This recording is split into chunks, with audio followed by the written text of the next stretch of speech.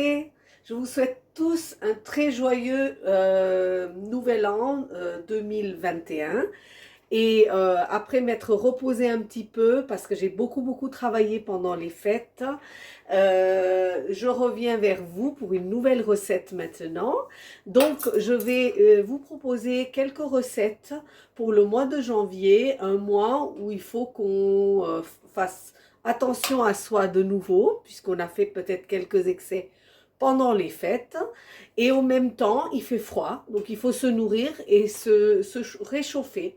Donc aujourd'hui, c'est une recette de galettes, donc un pain indien, donc farci à la patate douce. Donc la patate douce n'est pas calorique, surtout si elle ne rencontre pas de friture ou d'huile.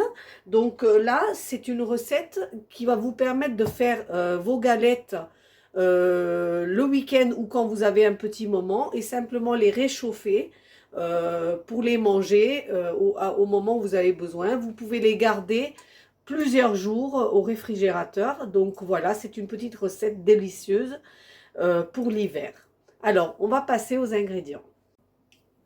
Voilà, donc pour notre recette de galettes, on va faire quelques galettes. On va faire des ingrédients pour faire au moins 6 galettes parce qu'on ne va pas faire tout ça juste pour une ou deux galettes. Et comme je vous ai dit, vous pouvez les garder dans un sachet Ziploc ou dans du papier alu pendant 4-5 jours au réfrigérateur. Donc là, pour cette recette, il me faut une patate douce d'une taille correcte, la taille d'une main, comme ça. Il me faut une petite botte de coriandre et un piment vert que j'ai haché pour mélanger dans ma pâte. Il me faut du sel. Il me faut du cumin grillé. Donc cette recette est sur ma chaîne déjà. Je vous mettrai le lien. Cumin grillé que je fais et que je grille et que je mets en poudre. Il me faut des graines d'anis et des graines de coriandre. Hein, tout ça pour donner du goût à ma recette. Il me faut un petit peu d'huile pour huiler au moment où je vais préparer mes galettes. Et il me faut ma farine demi-complète. Donc, que je trouve, je vous ai dit, en rayon bio, en magasin bio, ou alors, si vous n'avez pas, bah, la farine blanche. Mais bon, de préférence, une farine complète ou une farine semi-complète. Voilà pour les ingrédients. Maintenant, ce que j'ai fait, c'est que j'ai fait cuire ma patate douce à l'eau. Donc, moi, je l'ai fait à la vapeur, comme ça, elle n'est pas gorgée d'eau. Hein, et je l'ai laissé refroidir pour faire ma pâte. Donc, dans cette patate douce, je vais mélanger déjà la coriandre et le piment que j'ai haché finement.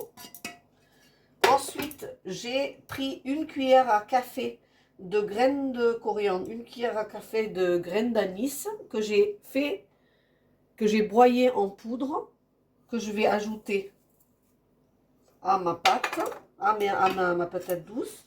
Je vais saler, bon, selon ma convenance. Sachez que bon, bah, c'est assez fade, donc il faut saler pas mal. Je vais mettre l'équivalent d'une cuillère à café de cette fameuse cumin grillé. Voilà. Je vais mélanger le tout et je vais profiter de broyer mes morceaux de patates douces que j'avais cuits et laissés refroidir à l'avance. Voilà, ici.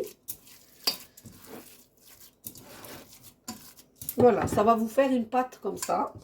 Maintenant, je vais prendre ma farine. Donc, je vais commencer par prendre une tasse de farine.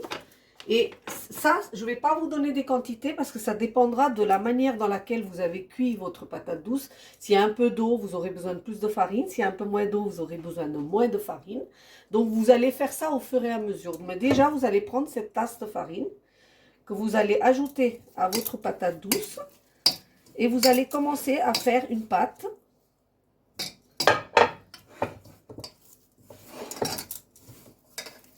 En travaillant votre patate douce. Je peux vous dire que c'est un délice. Même le matin, si vous petit déjeuner salé, vous pouvez manger ça avec un thé ou votre café ou l'emmener et le manger à 10 heures. Franchement, c'est super bon. Si vous avez fait mes chutneys, vous pouvez l'accompagner de chutney. Nous, on l'accompagne d'une raïta. Hein, donc, pareil, j'ai la recette du raïta sur ma chaîne. Je vous mettrai aussi le lien de la raïta. Donc, c'est vraiment délicieux. C'est rassasiant et en même temps, c'est pas calorique. Donc, vous pouvez vraiment le manger sans avoir aucun sentiment de culpabilité. Après, c'est fait, vous avez fait un peu des excès. Donc, vous voyez, moi, il a fallu quand même que je mette la tasse en entier. Voilà. Si votre patate douce est un peu plus humide, vous aurez besoin de plus de farine. Il n'y a pas d'eau du tout dans cette recette. C'est vraiment la farine qui va pomper tout l'eau qu'il y a dans la patate douce pour faire une pâte homogène, vraiment homogène. Donc, vous la travaillez jusqu'à ce que vous obtenez une pâte bien lisse. Voilà, quand vous voyez que votre pâte ressemble à ça, c'est-à-dire qu'elle est encore un peu humide, mais qu'il n'y a plus du tout de liquide dans votre pâte, vous graissez légèrement vos mains avec un petit peu d'huile. Et là, vous finissez de pétrir votre pâte, elle ne va plus coller à vos mains. Hein, vous n'hésitez pas entre-temps, si ça vous énerve, à aller laver vos mains et recommencer parce que ça colle aux mains. Et vous allez finir de travailler votre pâte avec vos mains graissées. Vous obtenez une pâte bien lisse. Et cette pâte, vous allez la laisser reposer une demi-heure avant de faire vos galettes. Voilà, donc vous voyez, au bout d'une demi-heure, ma pâte, elle s'est reposée. Elle ressemble à ça. Donc, c'est toujours une pâte qui est difficile à travailler. Donc, vous prenez quand même de l'huile dans votre main, un petit peu d'huile. Vous faites une belle petite boulette. Hein. Ne partez pas dans des trop grandes galettes parce qu'au début, il faudrait connaître la technique pour les faire. Donc, vous prenez un petit bout de farine. Ici, j'ai chauffé un plat, donc une poêle pour pouvoir faire ma galette. Donc, vous mettez bien de la farine sur votre surface. Si vous ne vous sentez pas, vous pouvez l'étaler comme ça avec la main. Sinon, vous pouvez faire des petits mouvements, mais vraiment pas forts, sur les galettes pour l'étaler. Donc, vous faites des petites galettes comme ça. Voilà, voilà. Et là, vous posez sur votre poêle, là, ici. Pendant ce temps-là, vous recommencez.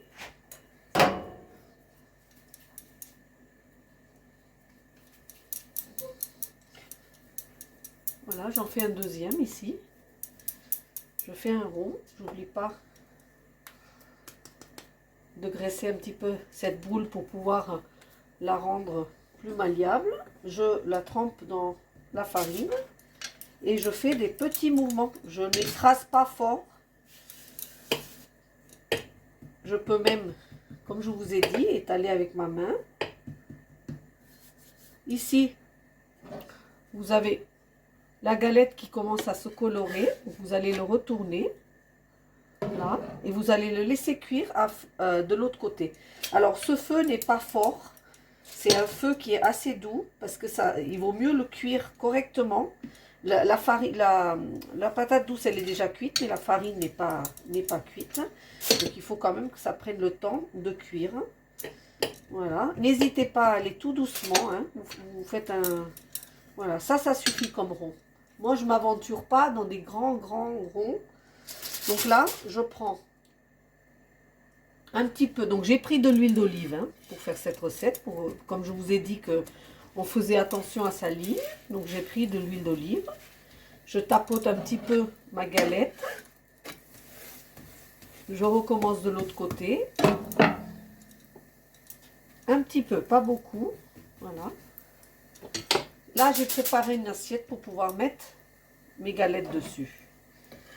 Voilà, ici, hop, vous voyez, ça commence à prendre de la couleur et de griller. Donc, je ne veux pas aller trop vite et que ma galette reste crue à l'intérieur. Donc, je prends le temps de la cuisiner à feu doux en la retournant 3-4 fois jusqu'à ce qu'il y ait des petites taches brunâtres qui apparaissent sur la galette. et qui montre que la galette, elle se cuit là. Voilà. Donc si vous avez votre galette qui fait des petites bulles, c'est que c'est encore mieux. Ça veut dire que l'air traverse et que donc votre galette va être vraiment légère. Vous allez voir que la galette va changer de couleur. Autour, regardez, c'est déjà cuit, donc c'est un peu plus clair. Et le milieu est un peu plus foncé, donc ça veut dire que le milieu n'est pas encore cuit correctement. Donc voilà, là ma galette, elle est cuite. Regardez. Je la place ici et je recommence avec celle-ci. Voilà. Allez, je vous en fais une dernière. Donc, c'est des galettes. Ça s'appelle des rôtis. Parce que les galettes en Inde, ça s'appelle des rôtis. Donc, ça s'appelle le rôti de patates douces. Alors, le patate douce, c'est un mot assez compliqué en Inde. C'est shakar kandi. Donc, je ne vais pas vous apprendre rôti de shakar kandi. Mais, voilà, c'est les galettes de patates douces. Pour simplifier les choses. Et dans tous les foyers, pendant tous les mois d'hiver, nous mangeons ces galettes à la patate douce, au potiron, à la courgette. Mais bon, la courgette, c'est pas trop un légume de saison, mais on en fait aussi pour manger quelques légumes verts. Voilà, vous voyez, donc je recommence la procédure. Et ici, je continue à étaler pour vous montrer.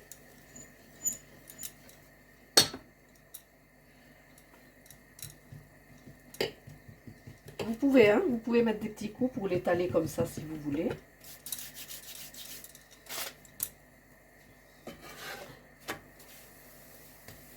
Voilà, et là, ici, je n'avais pas mis de ce côté, très peu, un petit peu. Donc, vous pouvez utiliser l'huile d'avocat, n'importe quelle huile, parce que ça ne cuit pas vraiment beaucoup là. C'est juste pour... Moi, j'utilise l'huile d'olive parce que je trouve qu'il est très bon pour la santé. Et que du coup, ça fait l'affaire d'aider à griller nos pitas. Vous pouvez aussi utiliser du ghee, hein, ce qui serait l'idéal si vous le voulez.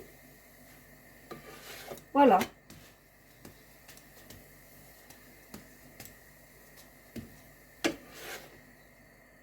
Et je fais la même chose pour ma troisième galette. Hop, que je laisse cuire de la même manière. Donc voilà ici, hein, vous avez les galettes de patates douces avec une petite raïta à déguster. Donc si vous faites un brunch un dimanche, si vous mangez sur le pouce, si vous emportez votre repas, ou si vous voulez le stocker, le faire le week-end et le stocker pour la semaine, le sortir, le chauffer légèrement et le déguster quand vous n'avez pas le temps. Je peux vous dire que vous allez trouver ce moyen de manger des patates douces qui sont bien bons pour la santé et qui sont bons pour les mois d'hiver et en même temps qui ne sont pas caloriques. Vous allez vous régaler. J'espère que vous allez liker, partager cette recette avec d'autres personnes et que vous allez vous abonner à ma chaîne si ce n'est pas déjà fait. Je vous remercie, je vous dis très bientôt. Namasté.